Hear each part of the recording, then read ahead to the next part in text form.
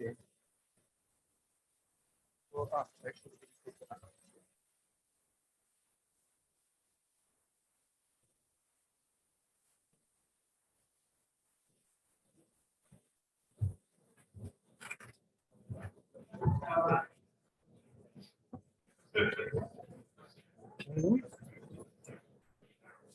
So is this on? Yeah. So good morning, everyone. So people have been asking me if I'm feeling better, if things are going well. And I just want to say everything is going well. And I'd like to give a real shout out to the track conveners because that has gone smooth as silk. There's been absolutely no hiccups whatsoever with that. So please, a big round of applause for the track conveners.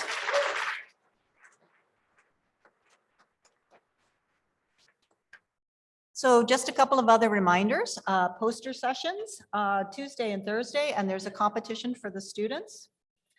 There is a diversity drink tonight. It's posted out there. Of course, everyone is welcome, but the idea is that it is really a network opportunity for people. So we will be discussing things, and it's also really targeted towards some of the younger people, but of course, everyone is indeed welcome. And it's at Grain across the street. So for the excursion updates, unfortunately, no dolphins. Really sorry about that. So please watch for email instructions from Event Power on what your other options are with respect to that. And then Event Towers also powers us the registration, can help you out if you have any questions. And public service announcement. So I mentioned yesterday that I am sort of challenged when it comes to looking both ways before crossing the street. And of course, if I get hit, that is going to be such a paperwork mess for JLab. So somebody pointed out that, whoops, we went all the way back, that there is in fact a skywalk from this hotel over to the water side. So don't be like me and take your life in your hands crossing that busy road. Use the skywalk. All right, and with that, Brad, I think I covered it all because the slides just disappeared on me. Yep. All right. I'll turn it back over to Jerome. Oh, the Start Restaurant. Yeah, so somehow yes, the Start Restaurant, it turns out, is open for lunch. It says it's closed, but it's actually open. And then also you can go to the steakhouse, and there is Steam, which is a coffee shop on the main floor if you're looking for some other lunch options rather than walking up and down Granby. All right, so good morning again, everyone, for joining this session. So this morning there will be this computing infrastructure and the future direction session, and we will have 3 speakers. My name is Jérôme Lauré. I'm from Brookhaven National Lab, so I will be the moderator today. I just would like to say that if you have a question, please raise your hand very high so the people with the microphone can spot you and I can point and they can see you, because yesterday it was a little bit discreet. So like this. Okay, thank you.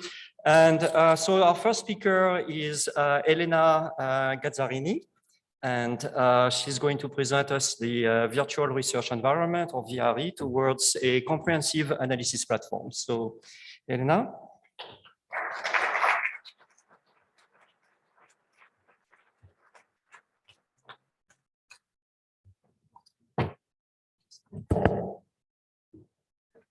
Nice. Thank you for the introduction, and good morning, everyone. I hope you all had your big dose of strong American coffee to start this second day of this wonderful conference. It's a pleasure and an honor today for me to present the project I've been working on in collaboration with my colleagues at CERN for the last year and a half. I'm Elena. I work in the IT department at CERN. I'm originally a physicist, but currently more an infrastructure engineer. And there has been already the WSCG workshop this weekend discussing a lot on the topic of analysis facilities, and already yesterday in tracks 4 and 7, mainly I heard many talks which discuss some topics that I will discuss today. I will try to keep this presentation general and at the same time specific enough to give food for thought for everybody and for hopefully future discussion. So I will give a really brief introduction, then discuss the scientific use case without going too much into detail, because Jared Little in his plenary talk yesterday already gave an introduction on this. And then I will delve a bit deeper into the components of what an analysis platform, our analysis platform is made of. And we'll end with a brief, very brief video demo of how it works. So in the motivation for our project and for our work, which is funded by the European Union, is the fact that, of course, the Large Hadron Collider at CERN was the first big scientific experiment to produce and manage multi-petabytes of data per year. And you can see this plot that many presentations start with, probably of the disk storage need of the Atlas experiments towards the future, which you can see is growing exponentially. So CERN was the first place where technologies to manage these large amounts of data were developed. But there are other collaborations and new generators of detectors, antennas, and telescopes doing different kinds of physics that are producing petabyte scale data as well. And you can see this paper from 2020 of the SKA experiment. And please see the plenary talk of Rosie Bolton on Thursday, who is going to discuss this in more detail. And it's not only CERN, which is dealing with large amounts of data, but all of these experiments that are represented on the right. There is the KM3Net, which is a neutrino detector, CTA, high energy telescopes, low frequency array telescopes, such as SKA, direct detection neutrinos, such as the dark side experiment, or gravitational waves experiment. So what is providing an infrastructure that is simply to use and performant out of the box would benefit, of course, the economy of scale, making the infrastructure cost, reducing the infrastructure cost, and reducing the community's average time to insight would unlock, of course, novel approaches of making physics and fostering collaboration between sciences, eventually accelerating sciences and facilitating the collaboration across different physics domains. The reuse, of course, also the reuse of the infrastructure, so facilitating an easy deployment of infrastructures that can be installed on different hardware would foster sustainability. And the reuse of scientific analysis would foster collaboration. There is a very interesting Nature paper that says that 70% of researchers tried but failed to reproduce other people's results, and more than 50% of researchers actually failed to reproduce their own results. This is not only in the physics domain, but in all other scientific domains, as you can see on the plot on the right. So this problem of reproducibility and sharing, reusing results is a big challenge in the European ecosystem and in the European landscapes, and therefore the European collaborations across research infrastructures and academic institutes are trying to find common, consistent, and useful and sustainable solutions to face the challenges of distributed data management and processing, and software sustainability and analysis preservation and reusability for data reuse and sharing and collaboration. And we are trying to tackle all of these challenges by bringing the solutions to solve these problems in one common analysis platform that is the virtual research environment. So we have research infrastructures that are represented on the box, on the round circle, in the gray circle, and science clusters. For example, the ESCAPE project that Giovanni Lamanna's talk yesterday highlighted are all coming together to try to build this infrastructure as a proof of concept to demonstrate the interoperability of sciences across different domains. And we're trying to bring all these sciences together in an environment that we call the VRE, which we give a definition as an open source analysis platform where researchers from high energy physics, astrophysics, gravitational wave searches, neutrino searches, all come together in the platform and have access to all the digital content to develop, share, and reproduce end-to-end scientific results in compliance with FAIR principle.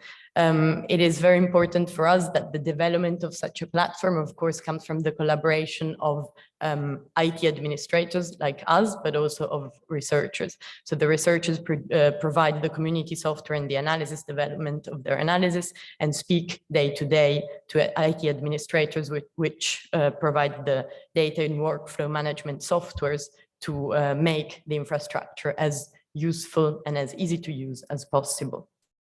The timeline of the project, the data management data lake prototype was started in 2019, and the initial design of the virtual research environment started in 2021 within the EOSC Future project, where very early on the science projects started onboarding the VRE and are working in close collaboration with us.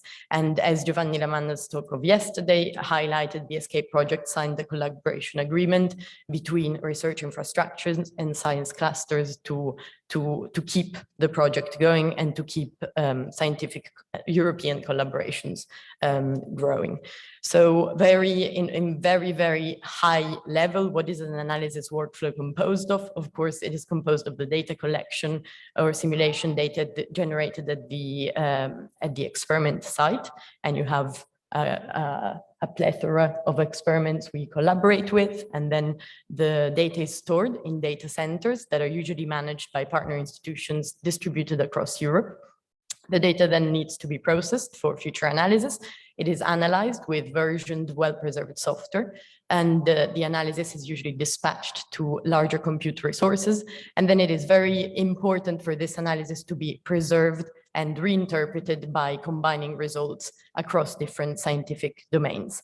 And the virtual research environment is serving the needs of mainly two different science projects, which are the dark matter and the extreme universe science projects, which are inserted in the EOSC Future project that has the aim of providing a proof of concept platform that brings together all the EScape services that Giovanni Lamanna discussed yesterday. And the aim, as I already said, is really providing a bottom-up effort between scientists and IT administrators of an interdisciplinary open science approach. And we have all of these experiments on the left collaborating with us. The dark matter science project, so the dark matter searches, of course, we have many different dark matter candidates, and there are different kinds of physics, different kinds of experiments analyzing and exploring this problem.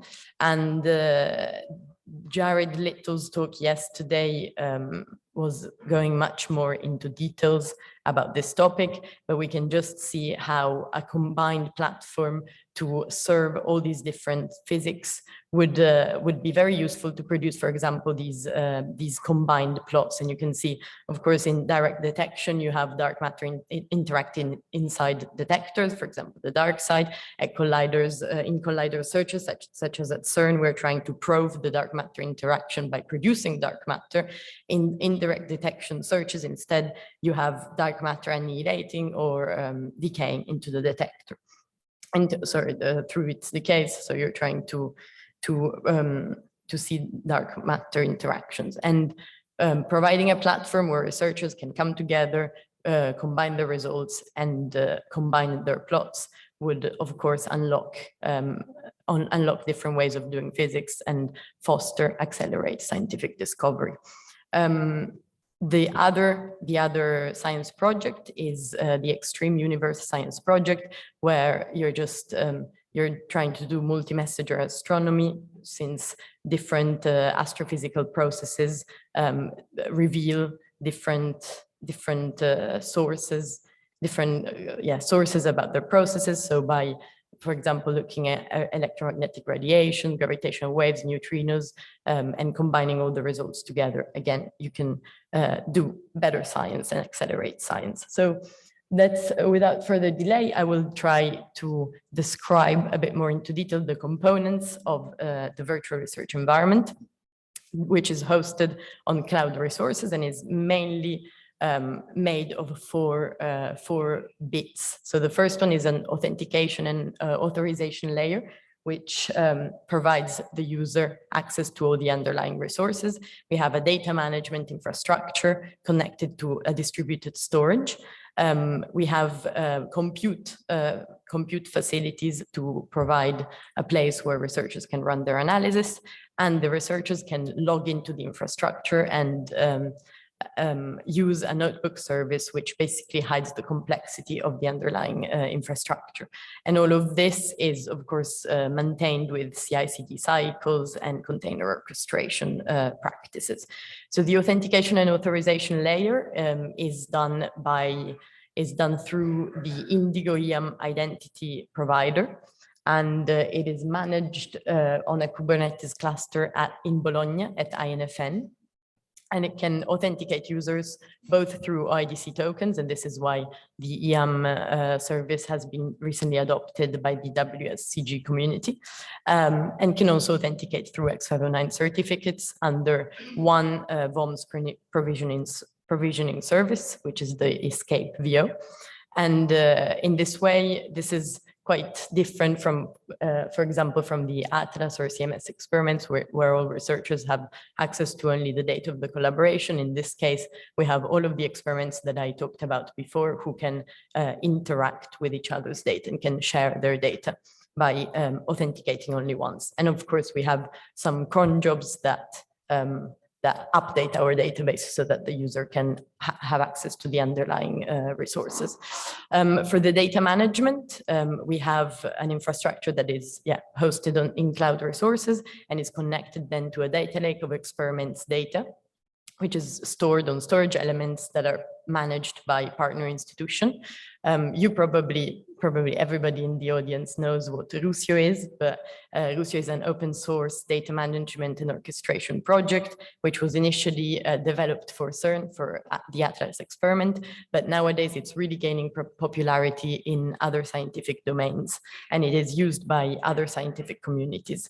And the model of the data lake is just a policy-driven, reliable, distributed data infrastructure that is able to deliver data at low latency to all types of processing facilities. So the data lake is composed of all these storage elements, of which I provide a map, and are distributed across all Europe. The storage element support different kinds of technologies such as EO, DPM, Dcache, Storm, XD, and recently also S3. There is a talk today by Mario Lasnik, which goes a bit more deeper into the S3 storage technology with Rusio. And then the Rusio service is composed of a main and authorization servers hosted on the cloud infrastructure that deal with all the API requests to perform data management operations. It's connected to a central relational database, and the database is connected to daemons, Rusio daemons, for data access and replication. The Rusio uses FTS and GFL, which are two libraries initially as well developed at CERN, that deal with all the file upload, download, replication, meaning transfer between all the storage elements that you can see on the left. And the protocols supported are grid FTP, HTTP, HTTPS, XRoot. So as you can see, it's flexible enough. The notebook service, the interactive interface that we provide is, as everybody uses, a Jupyter notebook, where which is a very useful interface to provide an initial entry point to do preliminary analysis. We have the CERN virtual machine file system installed on the infrastructure. All the environments are managed and hosted on Docker containers and GitHub repositories. And we have software being imported through client libraries in connection, for example, with Zenodo software repositories. And the client libraries, of course, are used to interact with the underlying services such as Rusio. And the temporary storage solution to install software is a SFFS volume. Now, how do we interact with the data of the data lake that I just discussed from the Jupyter notebook? As a user, I use this Jupyter Hub Russia extension that has been developed in our team a while ago. And it is very useful to hide the complexity of the data lake. And it allows user to browse through all of the experiments data by using the Russia logic of the scope and the data DID name. So all the users can interact with other experiments, other people's data. They're already authenticated with their Russia account when they log into the Jupyter Hub instance, and they can easily bring the data close to the Jupyter Hub node to run an initial preliminary analysis. More specifically, usually when the user asks for the data gets replicated. Let's say it is in Prague at ESnet, the Russia daemons perform a replication of the data on a CERN EOS storage that is fuse mounted next to the Jupyter Hub node hosted on OpenStack, and then can perform an analysis, a preliminary analysis on the data. Of course, this computation is limited to the CPU capacity of that node. So the problem now, the question that comes into place is, how do we scale out the analysis? And for this, we need a computing infrastructure that is connected to machines, connected over a network that can be a cluster of cloud, local, or grid resources. And the computing needs to, of course, distribute the analysis through resource managers such as Kubernetes, HTCondor, Slurm, and it can distribute the analysis through work schedulers. We use mainly Dask, Rihanna, but also Spark and other solutions could be envisioned. The other point of distributing the analysis is also to preserve the analysis. So we want to both distribute it and preserve it, as we discussed before. And for this, the work scheduler of Rihanna is very useful because Rihanna is a reproducible analysis project developed at CERN, and it is very useful to preserve and share the analysis steps. It is easily installed via Helm charts. It easily shares with the collaborators the input data, the environment, the code, and the computational steps, and it has a very intuitive, declarative programming approach. And it isolates each step of an analysis by performing each step of the analysis and reperforming each step of the analysis through containers. And it supports different workflow engines. Especially lately, we've been experimenting with Yadaj, which has this very nice feature of workflow concatenation, meaning the output of the step A, let's say, using container A, can be used as input of step B using container B, so another different environment. And it is very independent of the coding language that you use. Lately, we have developed an authentication of Rihanna through EAM, and we can also have, as a first step of the Rihanna workflow, the fetching of the data from the Russia data lake through a sidecar container to the shared storage of Rihanna, which is, again, close to the computing nodes of the infrastructure. In this way, when I come with my Rihanna.yaml file to my collaborators, I can share the file with them, and the reproduction of the analysis becomes completely independent of the local storage. Now, of course, many talks these days will discuss Dask implementations on Jupyter Hub. So this is something, it's a work in progress, but to distribute the analysis, we can, of course, use not only Rihanna, but also Dask. We have a Dask Hub Helm chart deployed on the infrastructure, which brings together a Jupyter Hub deployment, so a multi-user configurable profile for every user, and then a gateway to distribute and to deal with all the proxying and networks to distribute the workflow on the nodes of the infrastructure. Dask has the downside that the code needs to be adapted in Pythonic language, but it has the advantage of having these nice dashboards to see the workload progress. We monitor and test the infrastructure daily we monitor the transfers between Russia storage elements on Grafana dashboards hosted on the CERN IT infrastructure. And also through the Helm installation of Russia and Rihanna in our clusters, you have nice UI interfaces to see the progress of your jobs and to see which transfers have succeeded or are still replicated and stuff, and you have links to the FTS service.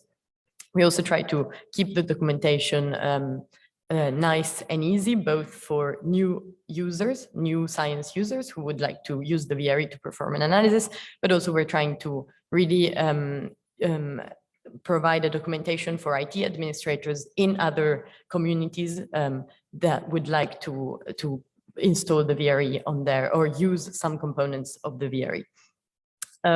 The deployment is kept on GitHub public repositories, where we not only host the deployment of the infrastructure, but also all the science project software, the environments used to log into the Jupyter Hub. I will give now a very brief little video demo of the infrastructure. Just very briefly, this is Jared Little's analysis of dark matter atlas dilepton reinterpretation. Please see his talk on more details on the science part. And now we can show the video. Okay, so we have, I can see, so you see that he's logged into with the EM provider. He's selecting his environment, the Jupyter Hub is spawning, and then through the Russia extension, he can browse through all of the scopes of his data and also other people's data.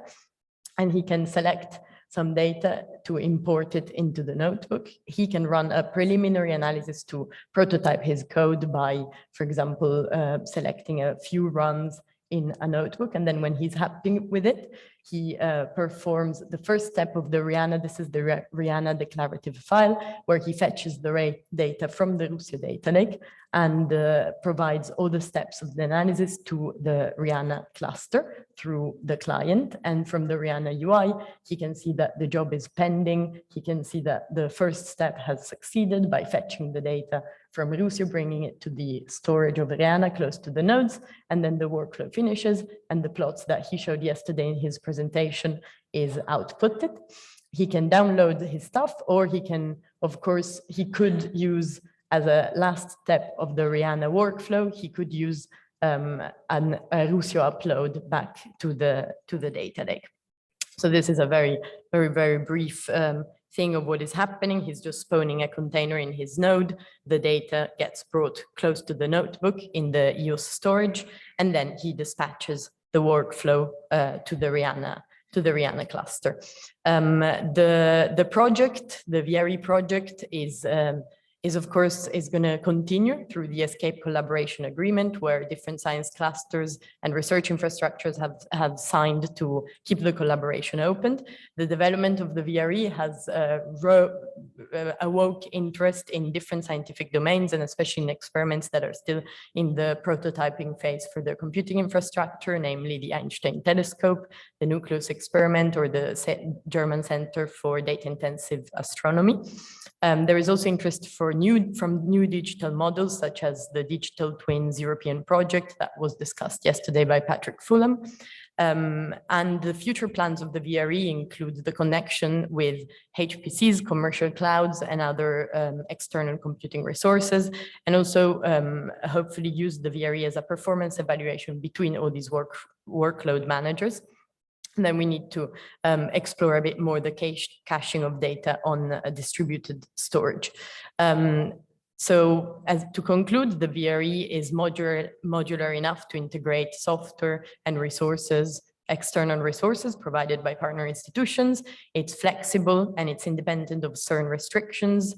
It's reproducible and sustainable in the sense of components of it can be easily installed on different infrastructures by other IT administrators and other institutes. And it is used for sharing and collaboration, since it provides one entry point and authentication server to all users. And without further delay, I thank all the Rihanna team, the Russia team, my supervisors, the CNAF EM team, and of course, all of the postdocs who have been testing and using the infrastructures providing us feedback with. Thank you for your attention.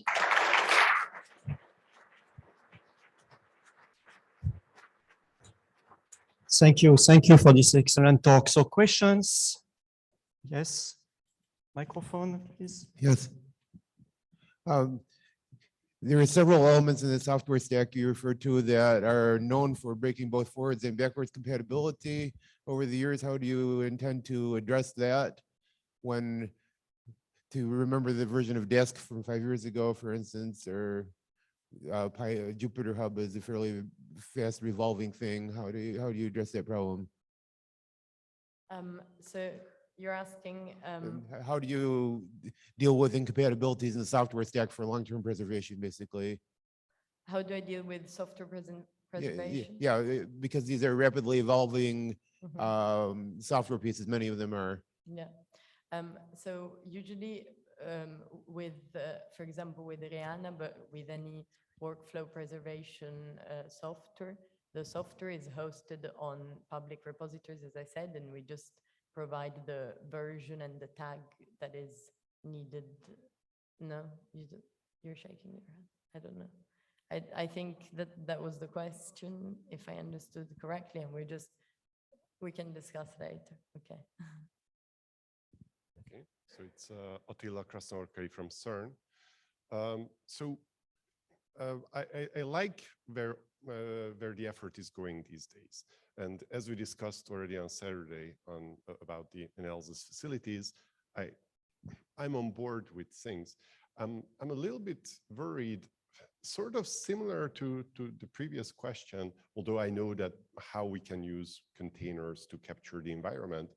What I don't see yet, and you pointed out at the very beginning very rightfully, that people writing physics analysis tend to be sloppy in capturing what they did.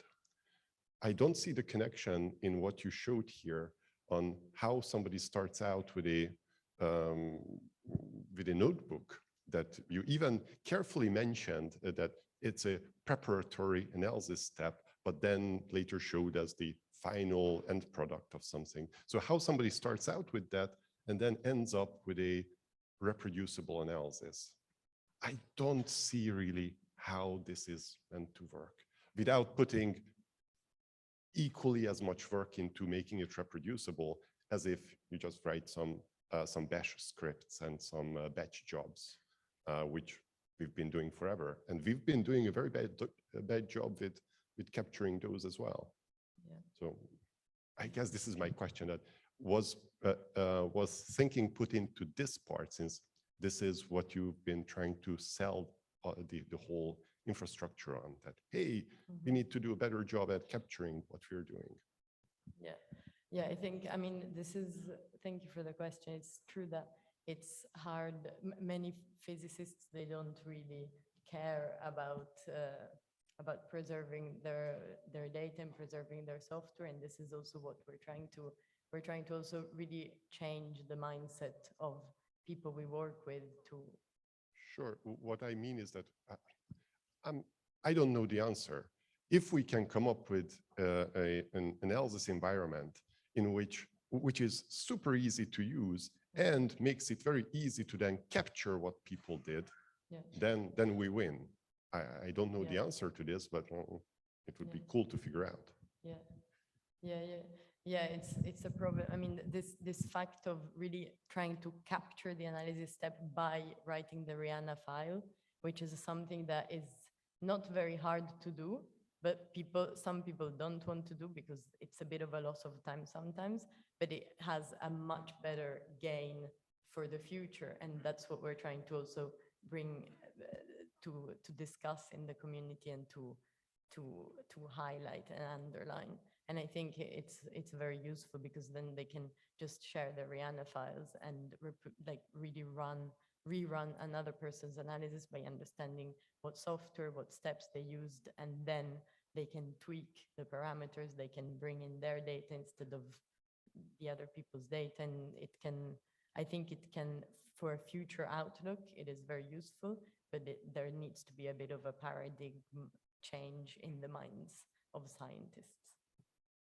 Okay, very short question, please. Yeah, absolutely. Thank you. So this last thing you just said, hi, Lindsay Gray from Fermilab. This last thing you just said about changing the minds of scientists. Yes, also incredibly difficult. Yeah. But I would, in terms of having an answer to this, part of it does already exist in where you're going with respect to using Dask. And you here really only mentioned Dask as a scheduler. And the other side of Dask that is not talking about infrastructure with respect to building up task graphs and serializing analysis is exactly what we're talking about.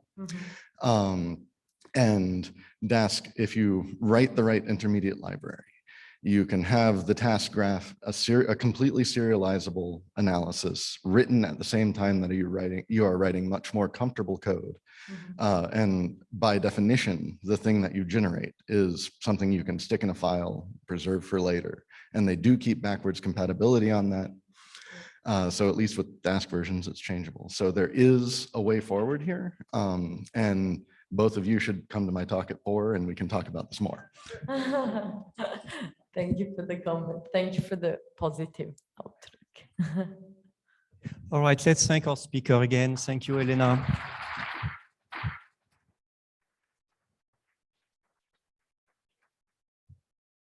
Okay, so our next speaker is Guok from ESnet. He will present the evolution of ESnet, the changing landscape in scientific networking. Good morning. So I'm Guok. I'm with the Energy Sciences Network.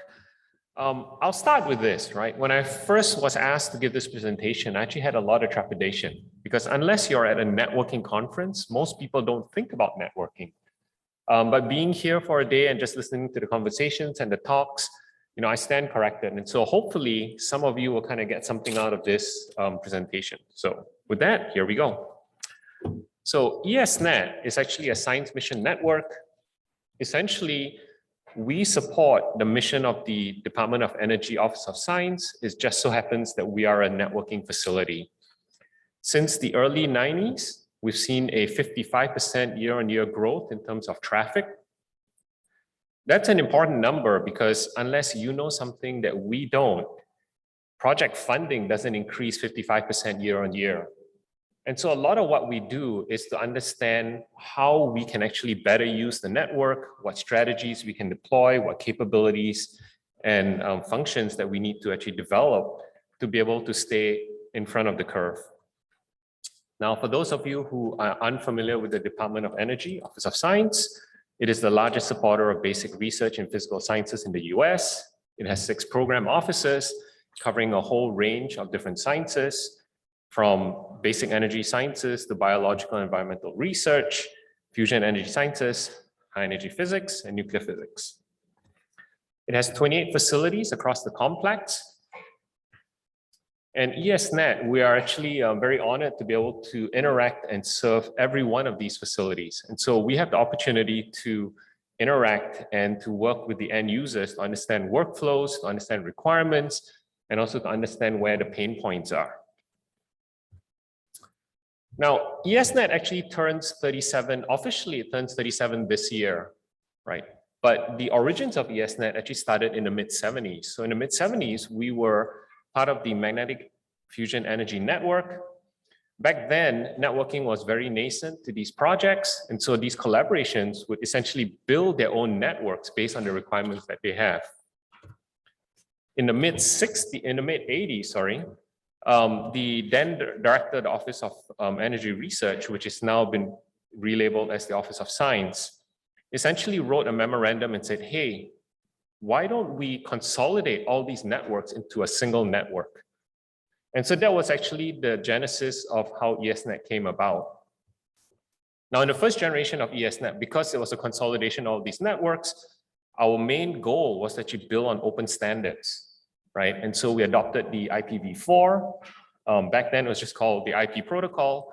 And we also used BGP in addition to the IP for us to be able to build interoperability.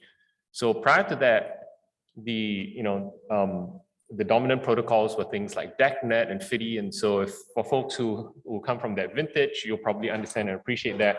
But moving into our open standards allowed us to do a lot more interoperability. Now, in the mid-90s, we launched the next generation of ESnet. And at that point, our main goal was to look at adopting emerging technologies. So we were one of the first adopters of ATM with the Sprint service. We started working with Cisco for IPv6. Coincidentally, we actually have the first publicly assigned IPv6 address. We stood up video conferencing services because we had a lot of remote participation. In 2000, we launched ESnet 3. At that point, we started looking at building predictable network services.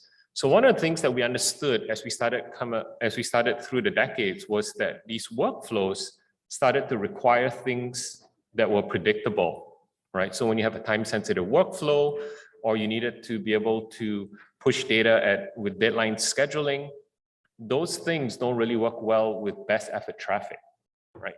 And so we deployed QoS and traffic engineering. We built a software suite that would allow an end user to actually provision bandwidth circuits within our network, which we call OSCAs. We're fortunate, and subsequently, it got an R&D 100 award for that. In the mid-2000s, we launched ESnet 4. And at that point, we were looking at building purpose-built architectures. One of the things that we did was we created what we call the Science Data Network. Back then, we coined SDN before SDN is what it is today. But what it is was that we built a parallel data plane that allowed the end users to essentially do the dynamic provisioning of capacity. In addition to that, we adopted the Science DMZ, and we also deployed the Persona framework for measurements across the network. ESnet 5, and this was in 2011, we started to look at expanding the network. So not only the breadth, but depth of the network as well. We acquired dark fiber, which allowed us to control essentially the optical plane, which is down to the layer 1. We also built out transatlantic connectivity, which allowed us to take traffic to and from CERN. And we actually contracted with the European network to build a ring within Europe to actually connect up CERN in Amsterdam and London. So now we are here at ESnet 6, right, which is the current generation that we're running today. This was deployed end of last year. And the main focus of that build was really to look at comprehensive automation capabilities as well as network visibility. And so I'll talk about ESnet 6. I'll give you a brief overview on what it actually entails. And so going about building a wide area network, really you start with an architecture. And for ESnet 6, we decided we will go with what you call a hollow core architecture. And so what that entails is essentially a core with high capacity, very simple forwarding, QoS, and traffic engineering. Surrounding that, we built a whole bunch of services. And so what we did was we defined our services and capability structure. You can't really see it as an eye chart, but everything that is in green are user accessible services. And everything else essentially defines the capabilities and functions that are required to support those services. Now, once you have that, you really want to start looking at orchestration and automation. You want to be able to dynamically set up and tear down your services. And you want to be able to have consistency across your network. With that, you want to start being able to validate how the network is actually running. And so one of the things that we developed as part of ESnet 6 was this notion of a high-touch precision network telemetry platform. And that's actually a first for us. And the reason is because up to that point, we didn't actually put computing in the network. It was just, a forwarding plane with routing and switching. So the high-touch system actually entails putting in compute systems along the perimeter of our network. In addition to that, in able to do packet processing, we actually put FPGAs in there. And so the FPGAs actually allow us to monitor and potentially manipulate any packet that comes into and out of our network at scale, right? So one of the first applications that we decided to work on was this notion of packet visibility. So here's an example of what we are able to do. So in typical networks, just because of the scale and volume of traffic, you typically would sample your packets coming in and you would build up a profile based on that, right? And so here you see the IP fix, which is in our case, we sampled 1 in 1,000. You see this nice smooth curve, But in reality, if you actually look at every packet, which our high touch platforms are providing, you can actually see a much more abrupt change in the traffic. And so this gives you much more visibility in terms of what is actually happening in the network. Are there microbursts that are going on that you don't actually know? Because if you look at the average of a sample profile, those are things that you will not be able to pick up, right? What it does is it actually opens the door for us to actually do more interesting analysis. So if you look at it, what we did was we took that data and we started playing around and seeing what we could do, right? And so some of the things that we can work on are things like, fingerprinting. We can do background radiation monitoring. We can do, movement and analysis for performance, right? And it essentially opens the door to a myriad of things depending on what applications and ML libraries that you use, right? And so this gives us significantly more visibility into what the network is doing. Now, the question is, where do we go from here, right? So we have, we have the structure of the network, we have all the automation functions, we have all this visibility. Where do we go for ESnet 7? So with ESnet 7, ideally what we want to do is we want to develop, intuitive and intelligent network functions, and we want to add on data-centric services. So what does this actually mean? So what we want to do is we want to be able to apply AI and ML to the networking functions that we have. So there are 3 areas that we're looking at, right? So primarily predictive network utilization, dynamic traffic engineering, and anomaly detection. In this example that I have here, this is actually on the dynamic traffic engineering functions that we do. And the general idea is to lower the hotspots in your network and increase the utilization overall, right? So this does a couple of things. So this essentially allows you to kind of keep above the curve that I talked about, the 55% growth, but it also allows you to actually create better resiliency strategies, right? In terms of data-centric services, we're actually deploying caching or storage in our network. We have a pilot with the CMS folks, and primarily, we're collaborating with the folks out of Caltech and UCSD with Harvey sitting up here. And what we're finding is that on average, there is about a 30% savings in terms of how much traffic is actually reserved out. And so for us, our transatlantic lines are the most expensive links that we have in the network. And so if you can actually prevent traffic going over the transatlantic lines multiple times, you essentially save a resource that is extremely valuable for us. In addition to that, we actually are using the high touch platform. We can actually change that to do things like what we call load balancing, right? And so this is an effort that we're working with Graham and his team from Jefferson Lab. And the idea here is that we can do per frame load balancing and have this device integrate in with the pipeline, the processing pipeline of the actual instrument itself. So this gets us to ESnet 7. Now the question is, where do you see us going, right, for the next decade or so? And really the big picture here, right, is this notion of an integrated research ecosystem. So I mentioned before that DOE actually has 28 facilities across the complex, right? But the issue is that each of these facilities are under their own administrative control. They have different authentication, authorization, allocation policies. They have different runtimes. And so if you were to actually build a workflow and a pipeline that use one of these facilities, for you to be able to move that to a different facility is almost impossible without a huge amount of rework, right? So for instance, the runtime at NERSC is very different from the runtime at Oak Ridge, is very different from the runtime at Argonne. If one of those supercomputing facilities are down, you can't just move your workflows to another supercomputing facility. So the issue is it's not portable, right? In addition to that, there are issues about allocation. You may not have an allocation across those systems. So the whole idea here is to be able to think about the entire DOE complex as one facility. And this is the initiative that DOE is actually starting to push for, right? And so this is their vision statement. essentially is to empower researchers to seamlessly and securely meld DOE world-class research tools, infrastructure, and user facilities in novel ways to radically accelerate discovery and innovation. Essentially, the idea is highly coordinated, collaborative research, integrated capabilities across facilities with the right incentives, governance, operational structure to deliver an integrated research platform.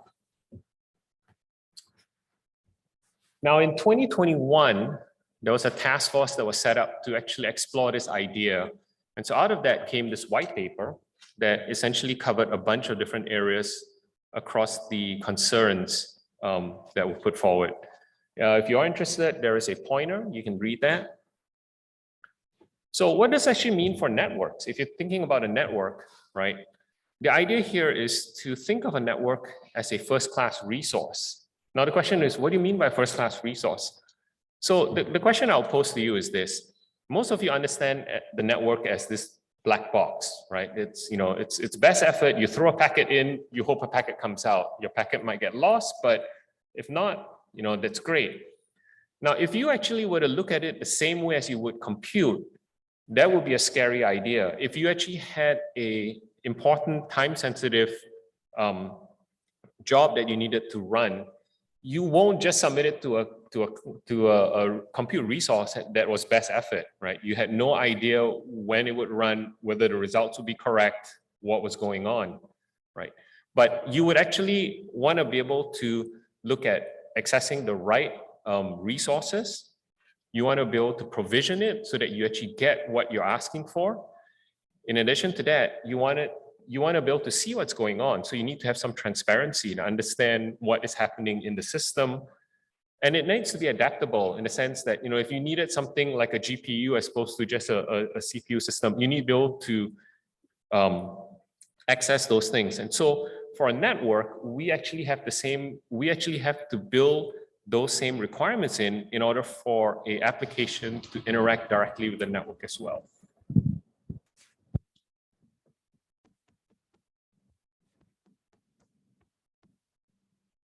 All right, that's not me. So in last year, what happened was the Department of Energy essentially took the white paper and said, let's take it one step further. And so what they did was they initiated an activity called the Architecture Blueprint Activity. This was an activity that ran for about 8 months. And the idea here was to look at what the use cases were, to define the design patterns, and then to identify urgent program and lab priorities. This exercise was done by about 120 people across the 6 program offices. We had scientists, we had engineers. We came together, we started talking, we did interviews to understand what the pain points were. And so out of that came this, these sentiments across these 5 different areas, right? In terms of data management, automation AI, heterogeneity, ease of use, workflow and skills gaps. So for instance, things like users are overwhelmed with large and growing amounts of data to manage, reduce, and analyze. There's a need for reliable automation and seamless access, and to try to compensate for human effort. There's mismatches between resources, tools, and needs. Infrastructure is hard to use, right? And teams struggle with workflow and training needs. And so all these were highlighted across the different interviews that we had with, with the users as well as the scientists in the program offices. Now, out of that, essentially came a few things. So one was an identification of what the blueprint patterns were. So these were the top 3 that came out, right, in terms of workflows. So time-sensitive workflows, data integration and intensive workflows, and long campaign workflows.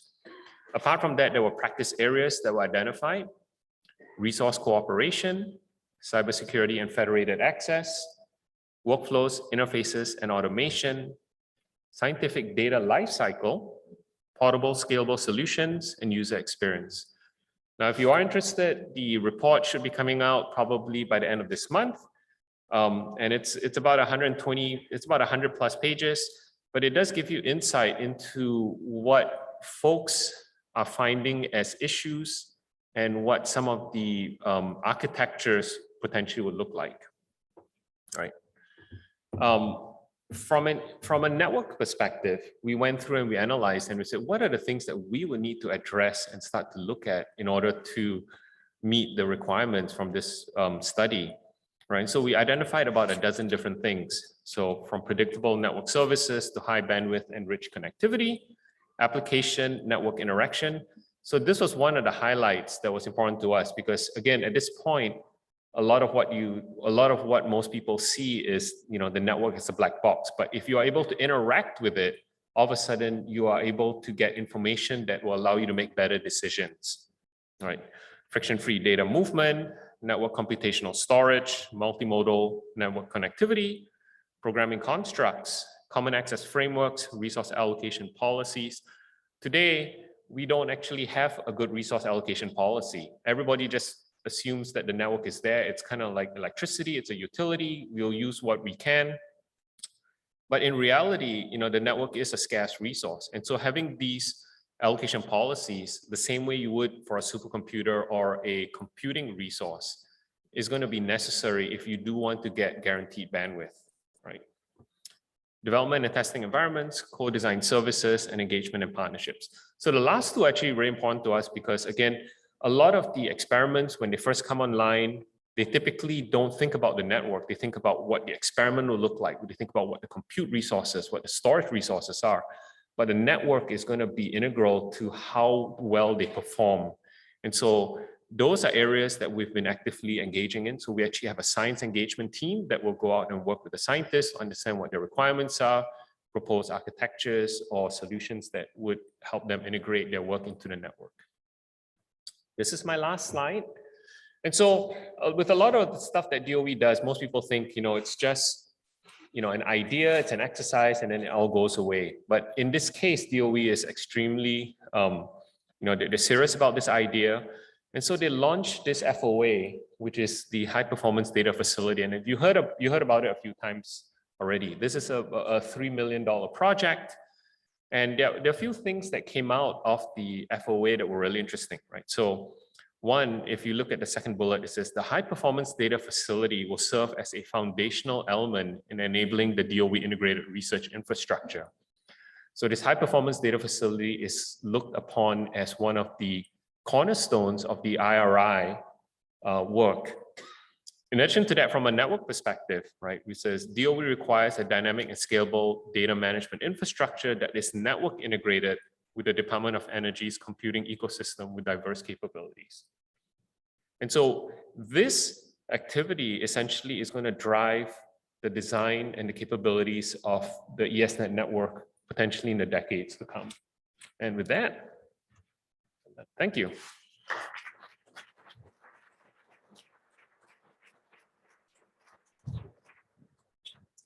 Excellent overview and summary with an evolutionary twist here. So very good. So questions from the audience, please. Yes, Brian.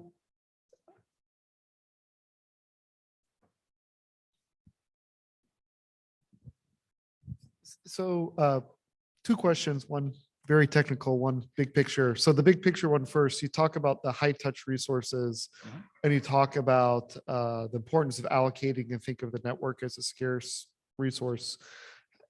Do you have a mechanism set up or thinking about how the high touch services get partitioned out, or is there an allocation process? Is there something formal like that, or is it not progressed to that point? So we have the technical capabilities. We don't have the policy. We have actually approached DOE and said, would it make sense to do the allocation policies the same way you would with computing facilities, right? But for most of you, you understand that's a pretty heavyweight process. And so it doesn't make a lot of sense. Yeah.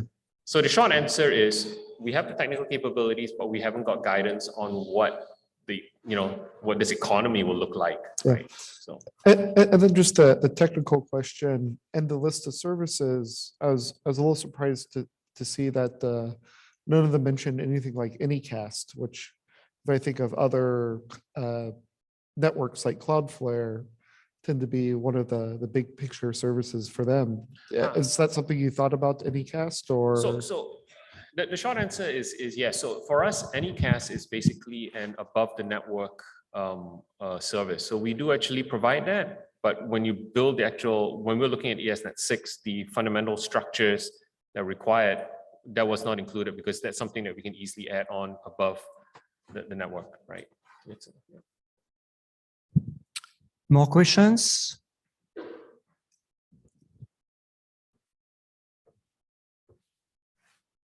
So one of the big issues with the computing grid has always been these X509 certificates. So are you working towards an implementation that will enable us to move beyond those? So, so as a network, we don't dictate the security policy. So what we do is we would build in capabilities to accept it. So the notion of this federated ID has been brought up as part of the IRI activity. There's a, it's not a lot of controversy around it, but there is a lot of discussion and concerns about how do you have this one identity that everyone can use, right? So from the network perspective, we don't drive that. We would essentially support it depending on what that decision is made. And we feel that the decision has to be made either by DOE or by a committee that DOE selects, because I think it's not so much a technology question, it's a policy question. One more question in front.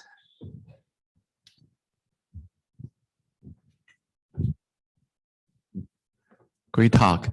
So I think the integrated research facility is a very good idea. For example, for the early internet, we have different networks, and eventually we got layer 3, which is BGP. We got inter-domain routing, so therefore we got a super facility, essentially internet. But internet BGP is designed as a peer-to-peer protocol. You propagate information around, eventually build a peer-to-peer information propagation, you build a super facility, super internet. Here, do you envision somehow eventually will be some kind of peer-to-peer, all the facilities, all the networks would propagate information around, or maybe this community is so special that eventually we can build a vertical control plan to control all of facilities. I know this speculative, oftentimes can be a very important architecture issue. So that's an open question. That's an architecture question, right? So the question is whether is there going to be a global, meta scheduler that DOE actually supports? And it's unclear at this point. Based on the work that we're talking about, a lot of what we're seeing is essentially what are the APIs, what are the requirements? A lot of the domains essentially would want autonomy. And so a way of actually providing that is that you announce your capability, and then there's something that essentially can orchestrate that capability, but you're not dictated what you can and cannot do. So again, that is still to be decided, and that's part of the activities that will happen in the IRI program. Right. So perhaps a quick question / comment. So does ESnet actually have SLA with their customers? Because we're speaking a lot about streaming data from one facility to another. And so somewhat, some minimum service level is needed. The short answer is no. So an SLA actually has penalties associated with it, right? ESnet is actually funded centrally, so the sites don't fund us. But having said that, we have what you call SLEs, which is kind of the softer, gentler version of an SLA. So an SLE is a service level expectation. So we will tell you what the expectation is, but there are no penalties that are associated by not meeting that. Okay, thank you. So let's thank our speaker again.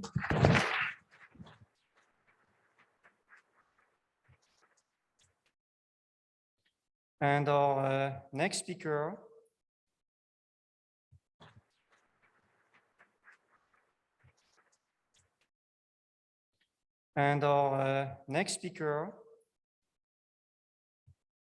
is Oksana. Oh, okay. You're here. Thank you. And Oksana will present Coffea-Casa building composable analysis facility for the HL-LHC. Thank you. Yes, so thank you so much for introduction. And I would start with, again, motivation slides, but there will be no plots or something traditional that we get used to see. But I would like to give you an overview how looks like average analysis that is happening now and what is physicists going to handle over round 4. So as you see, now usually, for example, analysis data set size, let's say maximum is 10 terabytes, and the turnaround time is probably weeks. And the team size is like 5-10 people, and typical analysis resources used by the team is just like absolutely huge variability. And after run 3, there will be a gigantic shift, change, where we will have dataset size around 1,000 terabyte, and turnaround time should be hours.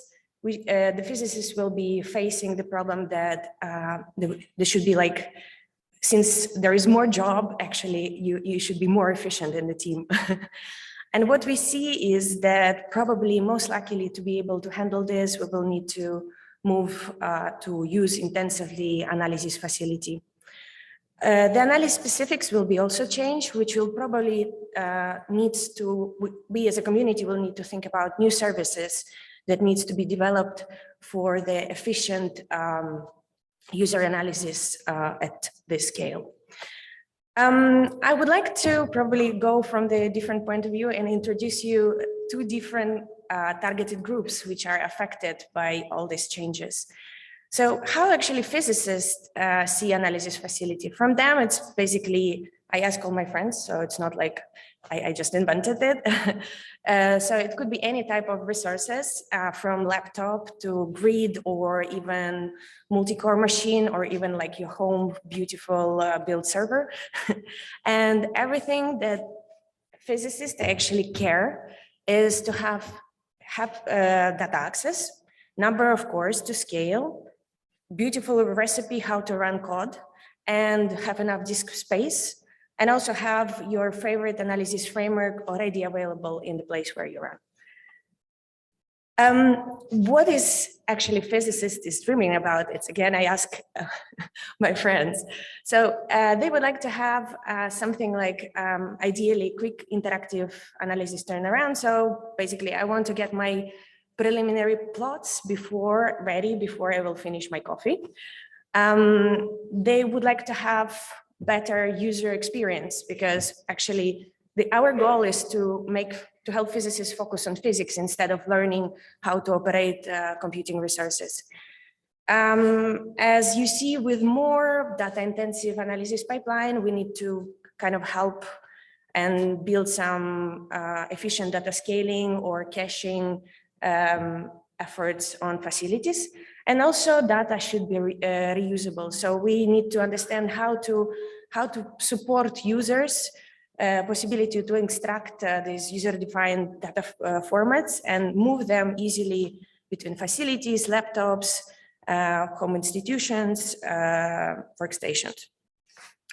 But now, how actually resource managers see analysis facility? They have a different point of view on it. It's basically, as you see, dashboards with the numbers, with local storages, how much terabytes you have, how many cores.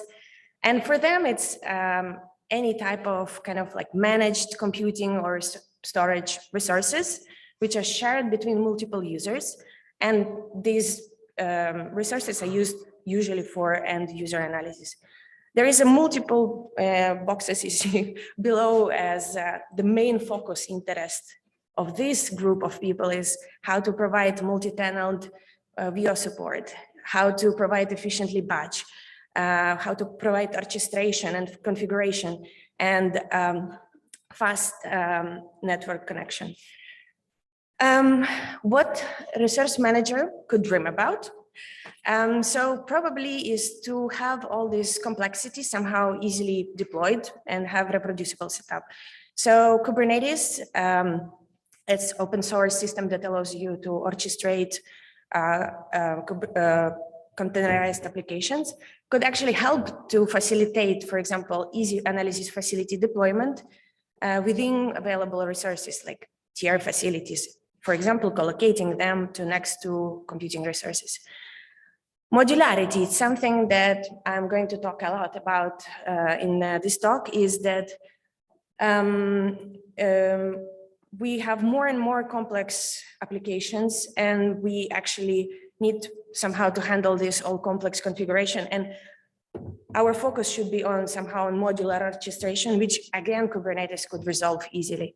And as well, wonderful feature of Kubernetes, like self-healing. Each resource manager dreams that facility will magically fix over the time. So all this kind of, something that probably is a resource manager could dream about.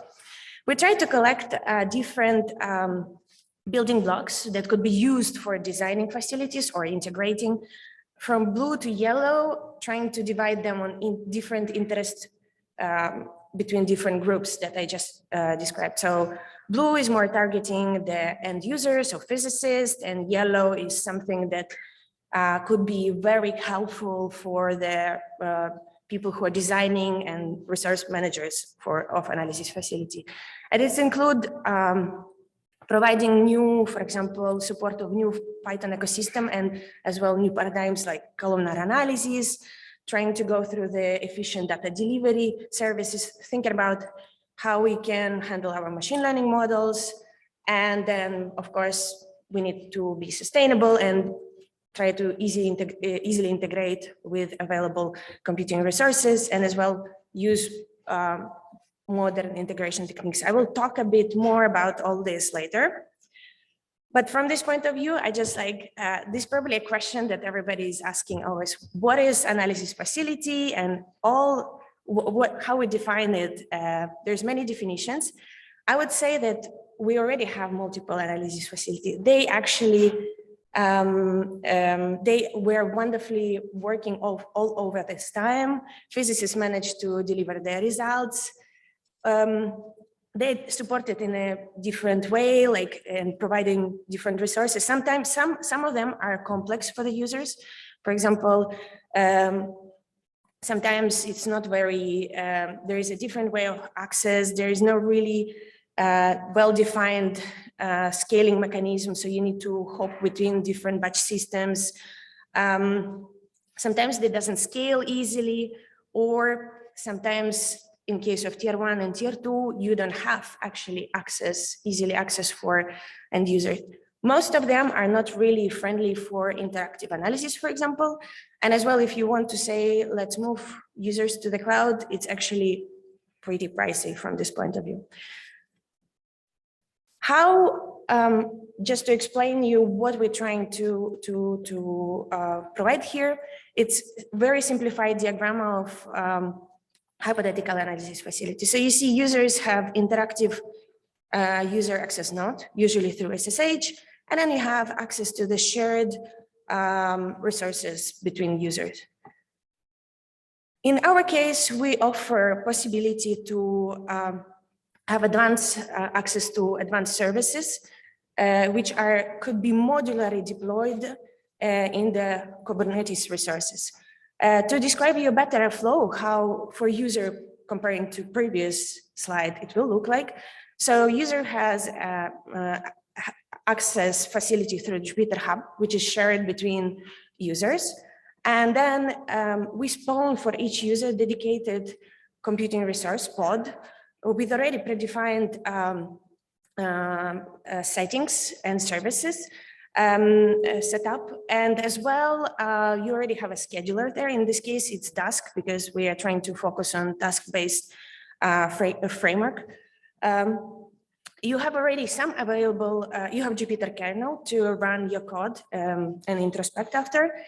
And then after, what is happening that you can easily scale from the from this kind of like blue box, you can easily scale to existing resources, which were already before. For example, it could be grid or cluster site resources, easily reusing existing batch queue settings. And for example, Dask easily allows you to bridge these resources, because we kind of like build our graph, and then it allows you to execute it directly on the Dask workers that are starting in the Condor queue.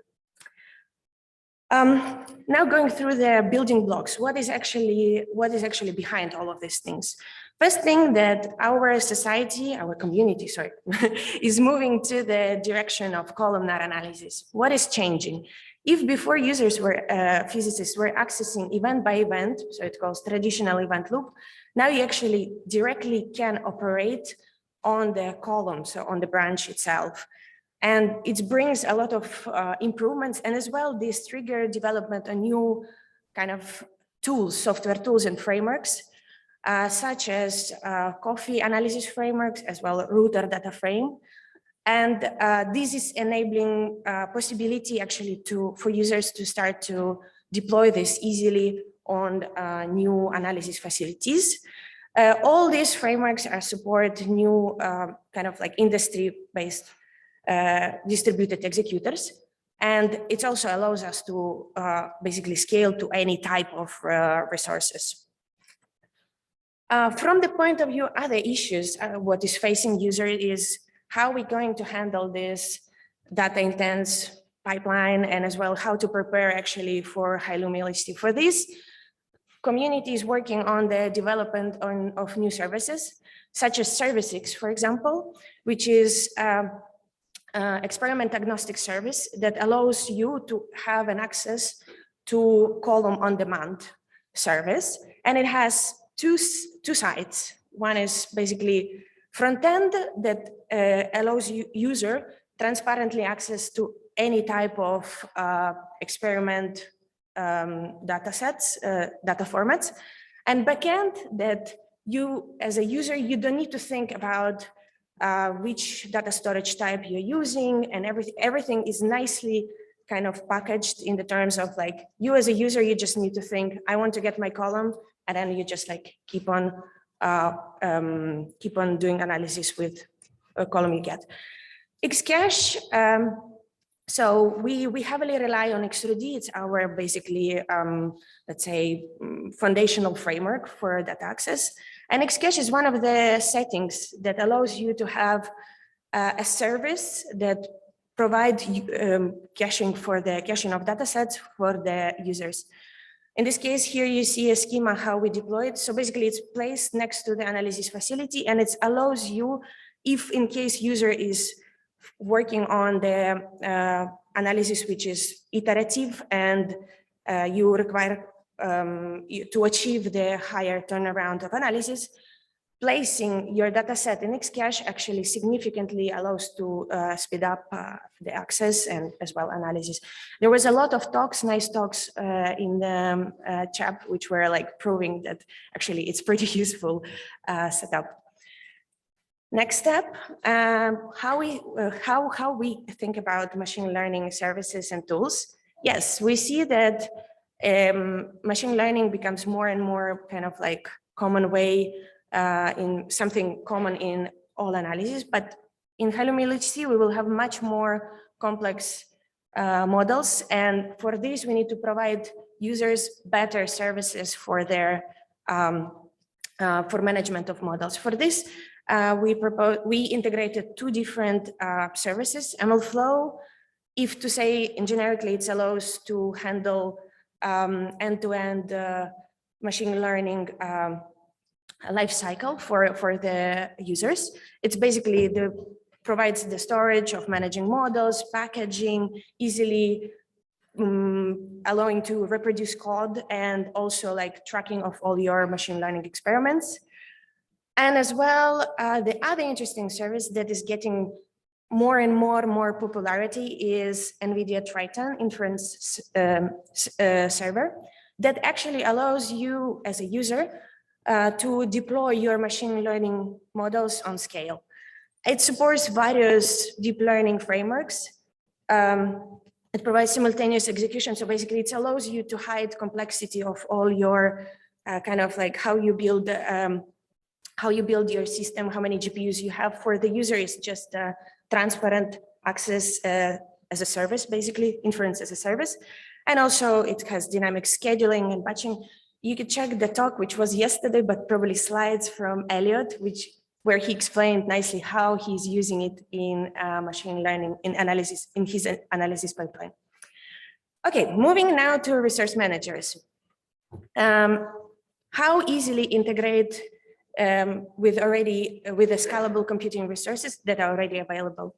From this point of view, we were mentioning before Dask in Elena talk, and also Lindsay promoted it. Actually, Dask provides a very powerful possibility to transparently integrate with HPC clusters. via package called task-job queue.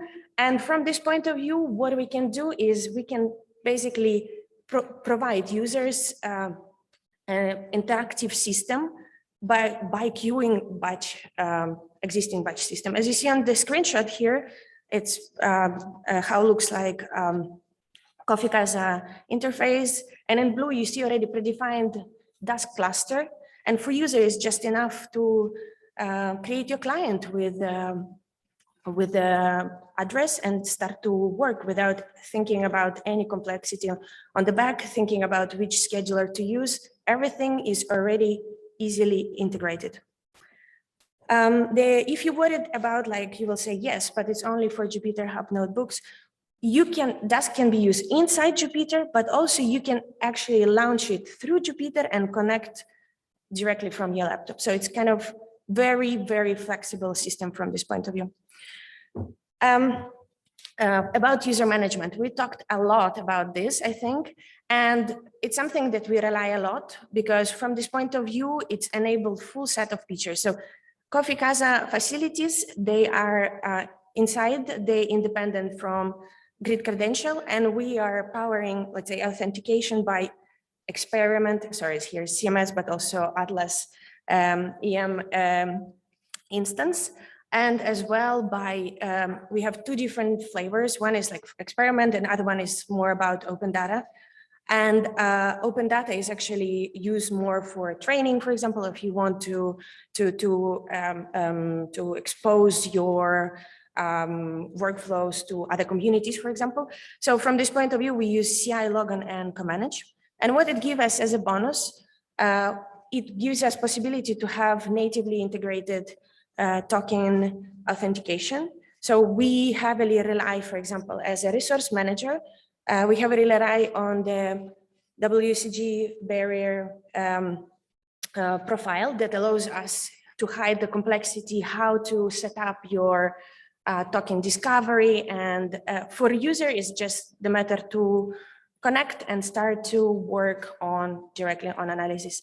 The other thing is that what is interesting, we use it also as a kind of possibility to integrate more services to use GWT tokens. And from this point of view, it's also like, for example, Service X now is also supporting tokens and allowing transparently to access data sets without thinking about it.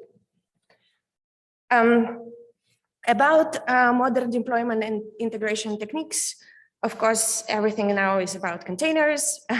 So from this point of view, we try to offer possibility to use highly customized Docker containers. And as well, we're interested to try to allow users to share their reproducible computing environments on their code, through their code repositories. For developers, if you are interested to, for example, to deploy Coffea-Casa, everything is incorporated in help chart. So as well, it allows easily to plug new things because at the end, you have everything packaged and easily customized.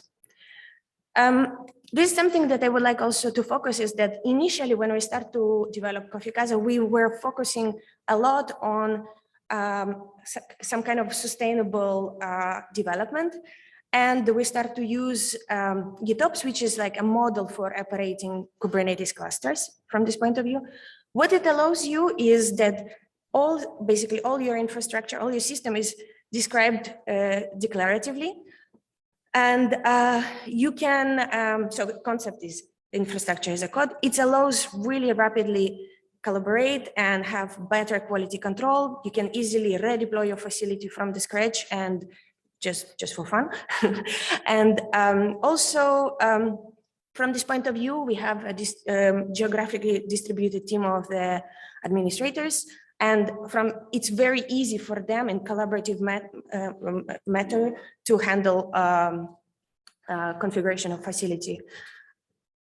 So how you will say, yes, wonderful development, thank you.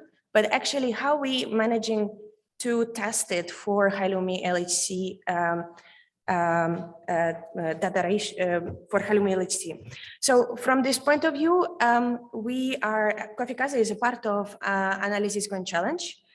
Analysis Grand Challenge is a set of exercises which are going to be conducted in the next years to able to tune the software tools and as well services before the startup of HL-LHC. And it is organized together with US operation programs and LHC experiments. What is parts of it? So parts of it is, one part is to evaluate actually Python analysis ecosystem, and other part is to actually build and test and deploy all these analysis tools and services on a new type of facilities. And it allows to have us very nice iterative feedback early enough and to test it. For now, what is Analysis Grand Challenge itself, how you see it, is actually analysis task, and it's developed for multiple implementations. So there was a lot of, I think, already talks happening in parallels describing these different implementations and benchmarking and testing them on facilities. The next step that we plan, so it's not the end, we want to try to bridge remaining gaps. And for example, we want to develop new two flagship analysis and have a closer connection to LHC experiments, and then also like extend functionalities. So what we were talking about is data preservation. We need to start to think how we enforce it in community, how we train our users to actually think about this from the beginning, their analysis, and not at the end.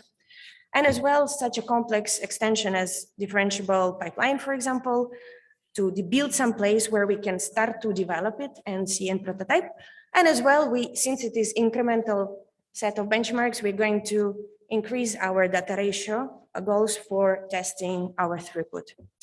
So conclusions, basically, I will not read them because it's probably something obvious, but what I want to say is that we probably should focus more about how we're going to face HL-LHC, to focus more on developing new services, try to understand what is user needs and how we can actually improve users here, physicists, I'm sorry, and how we can improve their life and just, make them do physics and not learn computer science and whatever configuration tools. Thank you so much.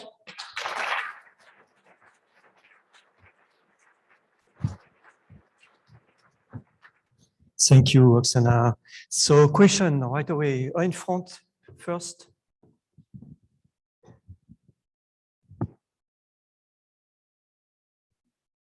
Thank you. This was an amazing talk, and a lot of these technologies are something I'm very interested in and I really enjoy using personally. But one thing that I've run into is trying to work with my university's IT department and put it onto our cluster.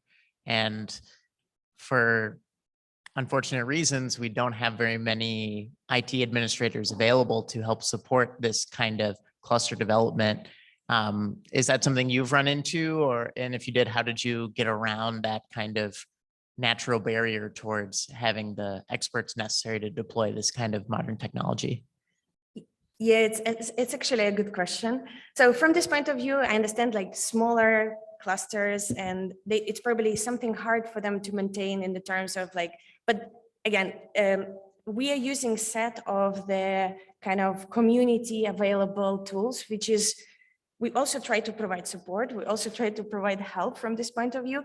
And then there is other entities like, for example, OSG, that they have actually a set of nice instructions and help and trainings and tutorials. Like if you would like to have, for example, Kubernetes-based deployment, this is something that you probably could start to talk with them to bridge your administrators to learn this. But I understand it's a bit complex, but I believe it's kind of a shift that in some moment we all going to face some simplified way how to deploy Kubernetes, or how to deploy Jupyter Hub, or how to bridge resources. So all this is different pieces, but I'm sure that as a community, we can come up with a nice way to help each other to build it.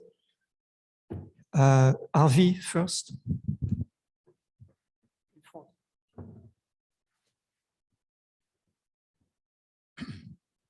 So this is a wonderful movement. However, I was wondering, within the Analysis Grand Challenge, are there services which will be built in order to understand not only the workflow of an individual, but the ensemble of workflows? So you're living in what will be a very interesting worldwide distributed system, and your system is a subsystem. So will you build services not only to facilitate users' workflow, but also to demystify and help them understand how to deal with this underlying system without too much complexity? I mean, you had components like ML flow, which could be used also to include information about the network resources, their availability, constraints, policies, all the rest, so that you can live in a realistic global system, as we will be doing when we do our physics in the future. It was a comment, I think. Yeah, I thanks a think it lot. was a comment. Thank you. Thank Thanks you, a lot. Harvey.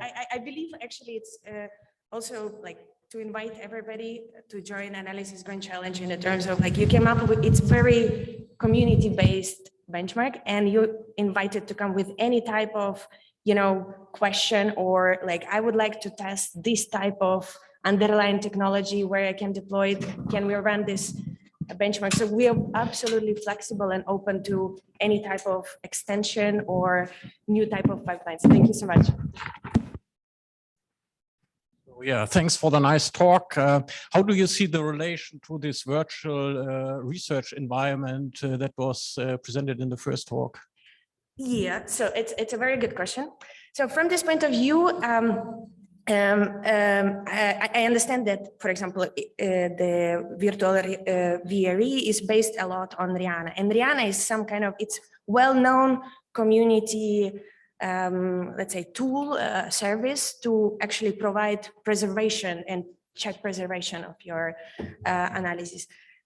In our case, we are targeting more end user physics analysis. We already have a users, but we still not on the stage to provide, like, you know, 100% preservation in the terms of like, so this is something to research. We want to, for example, we have as one of the future steps, we want to run Analysis Grand Challenge on Rihanna and try to understand like what we can learn from each other. But I believe it's like a bit two different systems in the terms of one is targeting actually analysis preservation, and ours more targeting let's onboard users to try to learn them columnar analysis, machine learning, and also from the other point, we will need to think how we need to do preservation for these all complex services like Service and Trident, ML flow. So we're still on the stage to arrive, but I will talk to you, Elena. All right, let's take a question. Okay, all right. It's actually a quick comment and maybe kind of a question back to Harvey and Thanks. Oksana both, and Lindsay Gray from Lab. So what I would note in developing for, working with, and interacting with the analysis facilities and all the tools that we're generating around it is that the interface surface to all of these extremely useful network scheduling technologies and storage scheduling technologies and ability to use introspection about what you're doing to better guide the computing resources is starting to appear out of a or almost, you know, incidentally out of a community guided process. Like we're starting to get pieces and parts that tell you what the analysis is going to do without too much overhead. And that's the kind of thing that you want for user analysis. So I guess the question is on the other side of that, how do we engineer kind of from the top down side of this, a good prompting for the interface surface that we want to have to these future network technologies and storage technologies so that we get a good melding of what users want and the control of the resources and understanding of the resources that we need to deal with the user software and the outcome and implications of all of that, which I know that's a huge question, but I just wanted to put it out there. Yeah, thanks, Lindsay, for this comment. I think, yeah, it's important that we kind of have a vertical system from this point of view. And this is something that I'm encouraging everyone who is working on the same type of topics. you need to think also about not only about your underlying infrastructure, but as well how you can integrate it easily with a framework, analysis framework, and as well, don't forget to ask your users, physicists, if they are happy to use it, and if they're not, try to iterate and make their lives a bit easier. All right, thank you so much. Yeah.